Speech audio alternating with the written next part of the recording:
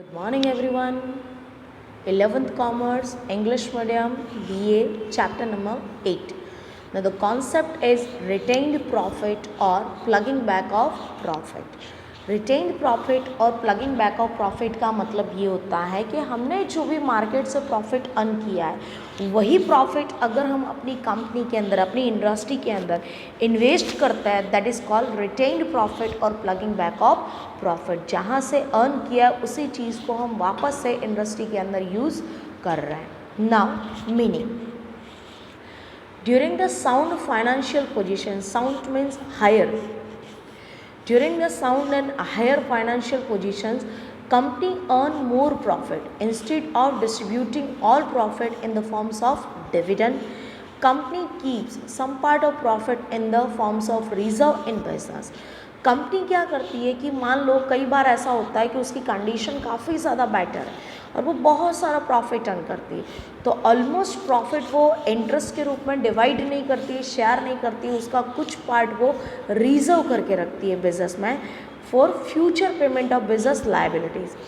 This retained earning are reinvested in the business, it is called ploughing back of profit. ये जो हमारे पास profit हमने reserve करके रखा है, फ्यूचर में अगर लाइबिलिटीज़ पे करने के लिए, कोई भी बर्डन पे करने के लिए, प्लस फिर से इन्वेस्टमेंट करने के लिए अगर हम यूज़ करते हैं, so that's why it is known as plugging back of profit.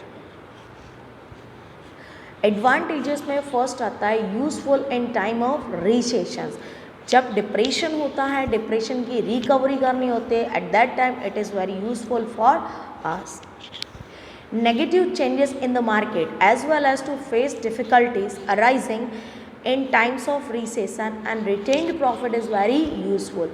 Recession का पीरियड एक ऐसा पीरियड होता है कि जहाँ पर सारे के सारे पर्सन्स डिप्रेशन की कंडीशंस में होते हैं, और जो डिप्रेशन की कंडीशंस होती है, डिफ्लेशन की कंडीशन होती है मंदी की, उस टाइम पर किसी के भी पास इतना ज़्यादा मनी नहीं होता है कि डायरेक्टली इन्वेस्टमेंट मार्केट से मिल जाए और आप अपनी कंपनी को आगे ले जा सकें।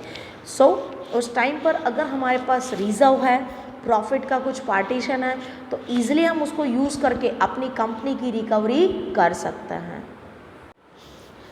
सेकेंड आता है useful in implementations of future plans. For implementations of future plan like development of business unit, expansions and modernizations, there is a need to raise capital. Company does not have to depend on external sources. Means that point says that whenever we want to a new technology and expansion and modernizations of our business, we not dependent on the market borrowed fund. हमारे पास खुद इतना fund है कि हम उसका use करके company का या फैक्ट्री का फ्यूचर में जो प्लांटेशंस होते हैं उसको इम्प्लीमेंटेशंस कर सकते हैं, हमें बाहर से कैपिटल लाने की ज़रूरत नहीं पड़ेगी। Third, useful to purchase new assets. At the end of estimated life of assets, the retained profit can be use to purchase new assets. अगर हमें कोई भी एसेट्स परचेज करनी है, जैसे कि लैंड है, बिल्डिंग है, मशीनरीज है, और उसके लिए आपको बाहर से पैसा लेना पड़ता है, तो वो ज़रूरत नहीं पड़ेगी अगर आपके पास प्रॉफिट रिजर्व होगा।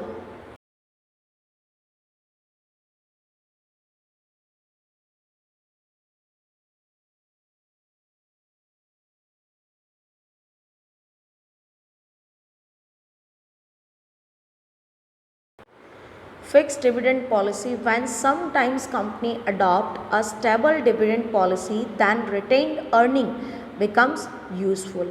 अगर किसी भी टाइम पर फिक्स डिविडेंड पॉलिसी की अगर बात की जाए तो हम फिक्स रेट पे डिविडेंड पे करते हैं और आपके पास उतना मनी नहीं होता है, तो उस टाइम पर जो रिजर्व प्रॉफिट है उसके ज़रिए आप डिविडेंड स्टेबल करने के लिए उस मनी का यूज़ कर सकते हैं। नेक्स्ट आता है burden free assets. As it is a source of ownership, capital, retained profit, there is no need to create a burden on the assets. So what? ये एक ऐसी एसेट्स है कि जो हमारी खुद की ये ओन है। तो जैसे अगर हम मार्केट से लेकर के आते हैं तो वहाँ हमें इंटरेस्ट पे करना पड़ेगा, कुछ टाइम पीरियड के बाद रिटर्न करना पड़ेगा, लेकिन यहाँ पर ऐसा नहीं है, ना तो हमें इंटरेस्ट पे करना है और ना ही कोई टाइम पीरियड है जिसके बाद हमें उसे रिटर्न करना पड़ेगा। 6 number, borrowed capital can be repaid. Retained profits are useful to repay borrowed capital. जो रिटेन्ड प्रॉफिट है उसका हम यूज़ कर सकते हैं अपनी बोरोड कैपिटल को पे करने के लिए। अगर पास्ट टाइम में हमने किसी के पास से लोन लिया हुआ है तो इस प्रॉफिट से हम उसको पेमेंट कर सकते हैं। नेक्स्ट आता है decrease in cost of capital. Due to having retained profit the business unit has not to depend on to raise capital by external sources और no expenditure is incurred in getting capitals, thus there is a decrease in the cost of capitals। अगर आपको काम करने के लिए investment की या फिर तो प्लांटेशन डालने के लिए मनी की ज़रूरत पड़ती है तो आपको बाहर से कैपिटल लाने की ज़रूरत नहीं पड़ती है, क्योंकि आपके पास खुद कैपिटल्स है। यहाँ पे एक्सटर्नल सोर्सेज की ज़रूरत नहीं पड़ेगी। एक्सटर्नल सोर्सेज के पीछे जो आप खर्च करने वाले वो भी करने की ज़रूरत नहीं पड़ेगी। So decrease in the cost of capitals. And last is owners fund.